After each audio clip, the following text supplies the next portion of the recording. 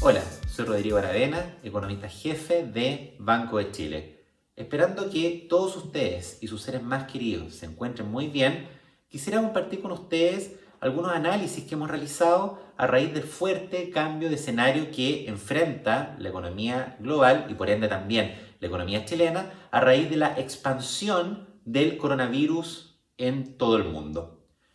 Creo que es importante comenzar mencionando que a raíz de distintas medidas que se han estado tomando en el mundo, principalmente aquellas relacionadas con distanciamiento social, cuarentenas preventivas, entre otras, ha existido una gran caída de la velocidad de crecimiento en el mundo. Como pueden ver en esta lámina, hemos visto una caída importante en distintos indicadores manufactureros, también en bolsas en distintas partes del mundo y una caída sin precedentes en las tasas de interés de largo plazo en distintos países, y en este caso ustedes pueden ver cómo las tasas de interés de largo plazo en Estados Unidos se encuentran en niveles cercanos a cero, lo cual indica que hay inversionistas en distintas partes del mundo que están dispuestos a invertir a niveles muy bajos de tasa de interés, lo cual refleja de alguna manera el alto nivel de incertidumbre y volatilidad implícita que tenemos hoy en el mercado, lo cual se ve claramente en este gráfico, en el VIX, lo cual muestra que hoy día los niveles de volatilidad implícita, o dicho de alguna manera, nivel de incertidumbre también, se acercan bastante a lo que vimos en la recesión previa del año 2008 con la crisis subprime. En este contexto, como pueden ver acá en este gráfico del mercado laboral en Estados Unidos, uno de los principales ajustes inesperados también en cuanto a su magnitud que hemos visto recientemente es el deterioro sin precedentes del mercado laboral en la economía americana. En particular, vemos cómo las solicitudes iniciales de desempleo han aumentado de niveles que eran cercanos a los 200.000 por mes a niveles cercanos a los 6 millones de personas en las últimas 3 semanas. Eso implica que es altamente probable que en el corto plazo la economía americana tenga un desempleo bastante más alto. En este contexto, hemos visto que las estimaciones de crecimiento para el mundo se han deteriorado de manera importante. Por ejemplo, como se ve en esta lámina, el Fondo Monetario Internacional, que acaba de publicar las últimas perspectivas en su informe semestral de perspectivas globales, ustedes pueden ver acá cómo han cambiado las estimaciones en un periodo tan corto de tiempo. En esta lámina se puede apreciar los números que esperaba el Fondo Monetario en enero de este año, que hablaban de una economía bastante saludable en términos generales, con un crecimiento económico en el mundo cercano al 3%, un Estados Unidos que crecería en torno al 2%, y en general se esperaba crecimiento en distintas partes del mundo, es decir, no se veía recesión. Sin embargo, como pueden ver ahora, el Fondo Monetario realizó un ajuste en solo 4 meses, un ajuste dramático en términos de las estimaciones de crecimiento para distintas partes. Así como se esperaba en enero una expansión cercana al 3%, hoy el Fondo Monetario espera que la economía global tenga una caída de cerca de 3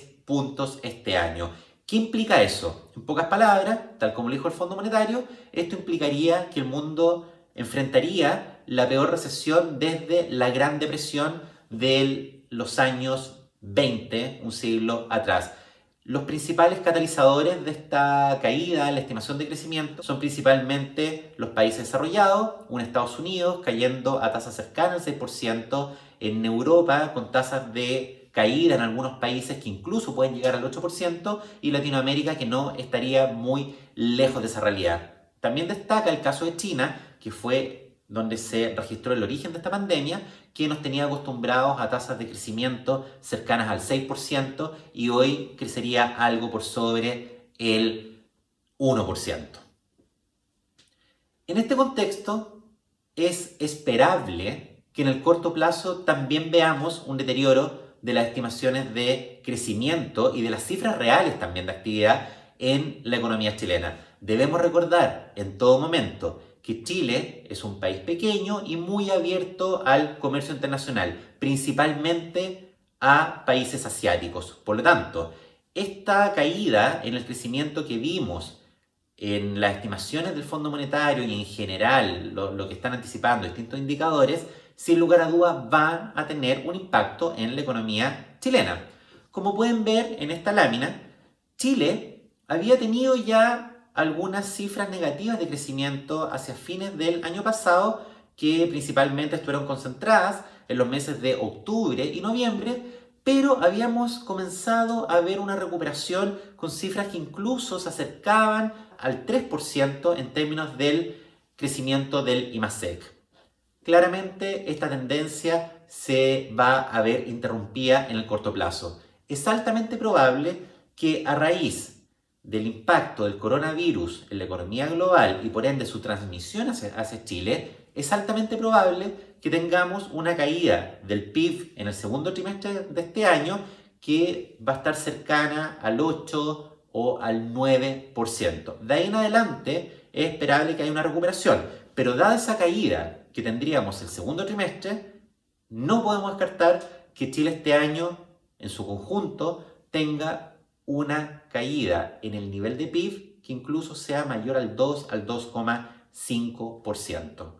Pero hay algunos elementos para esperar alguna recuperación hacia adelante. De hecho, si miramos en detalle, el escenario que hoy día tiene, por ejemplo, el Fondo Monetario, que es bastante similar a la trayectoria que esperan muchos analistas de mercado, clasificadoras de riesgo, distintos agentes que realizan estimaciones, como se puede ver en esta lámina. A grandes rasgos, la trayectoria que se espera para esta crisis es más bien en forma de una U o incluso una V corta. ¿Qué significa eso? Que tendríamos una gran caída en el corto plazo, pero alguna recuperación hacia el próximo año. Podemos ver cómo, por ejemplo, el Fondo Monetario espera que luego de una caída del PIB de cerca de 3% este año, podamos ver cifras bastante por sobre el 4% para el mundo el próximo año. Y esto sería algo común entre países desarrollados y países emergentes, es decir, sería algo bastante generalizado.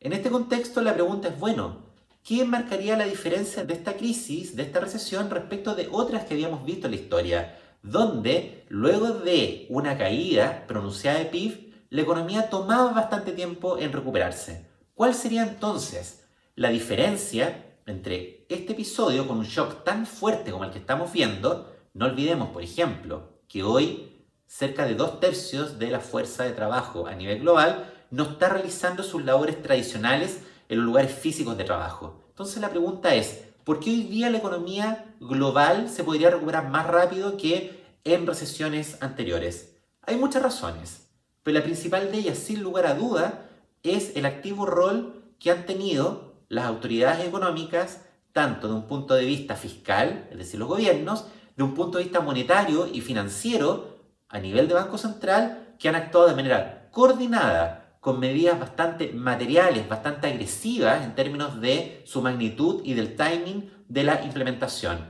Si vemos algunos ejemplos, podemos notar que en distintas partes del mundo han existido medidas que han sido similares en cuanto al timing de implementación, en cuanto a la magnitud y también en cuanto a las herramientas que se pueden utilizar. En esta lámina vemos 3 ejemplos y la verdad es que uno puede extender esta lista y serían bastante similares en otros países, en Europa, en Nueva Zelanda, Australia, incluso también en Chile. Pero si tomamos estos ejemplos de los 3 principales economías, bloques, Estados Unidos, un ejemplo de Europa a través del Reino Unido y también de China, vemos que en todos los casos los gobiernos han actuado incrementando los niveles de gasto focalizados principalmente en ayuda a los ingresos, a través de protección de empleo, medidas directas que van focalizadas a las empresas, principalmente a las pymes, y también gasto adicional destinado al sector salud para evitar que exista un contagio mayor y que se logre